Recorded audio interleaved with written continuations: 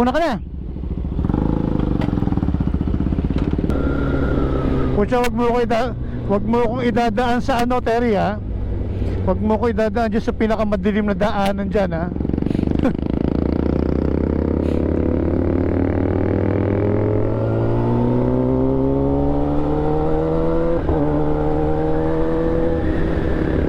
Mag highway tayo, ha.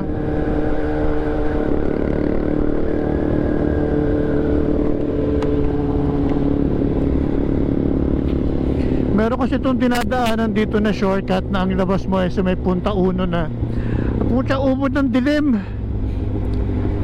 Ubod ng dilim, tsaka ubod ng bigat sa pakiramdam doon sa lugar na yon. Lintik na yan. So pucha, wag ka doon dadaan, mag highway ka. Magtakukan talaga ka pag uwi sa bahay. Siguraduhin mo mag highway ka, hinayupa kang bata ka. Pero feeling ko doon ako idadaan ito, eh. O ano mo, sabi ko na dadiretso, eh. Tinamaan ka ng magaling ka.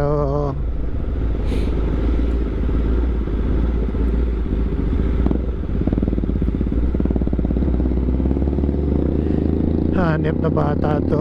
Dito na naman ako dinaan.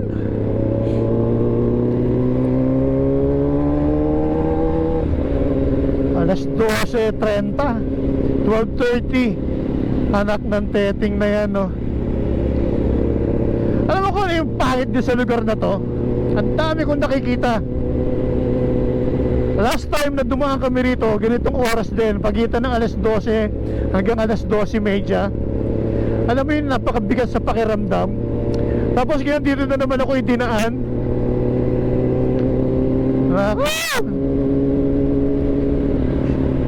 Bebeltukan ko tong batan to pag uwi sa bahay, eh.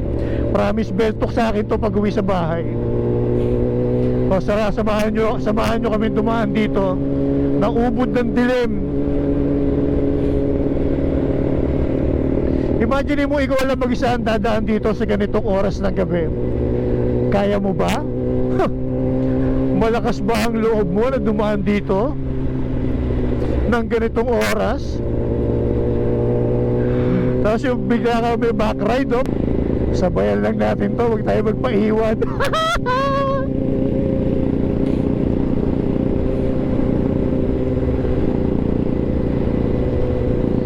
Pasaway kang bata ka talaga, oh.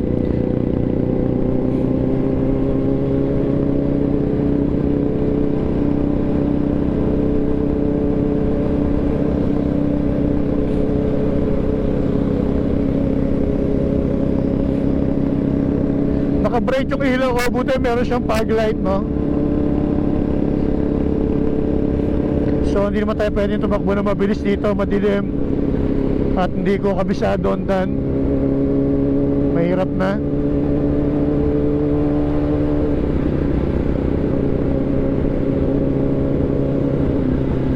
Last time na dumaan kami, ito rin dala ko, si X10R.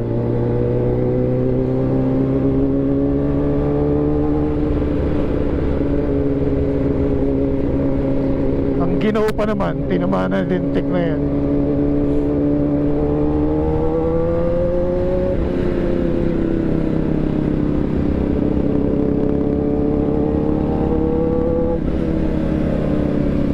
Tawa ng tawa, loko.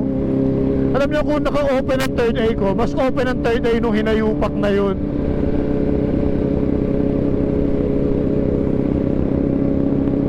Pasaway. Dami ko nakikita, punyeta.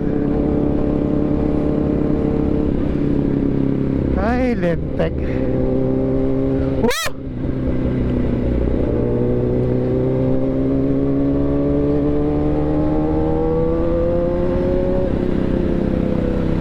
Sabayan lang natin to.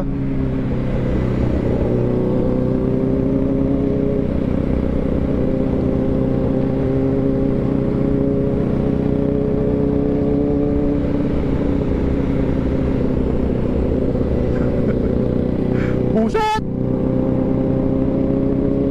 Yayakag pang kumain, hinayupak na to.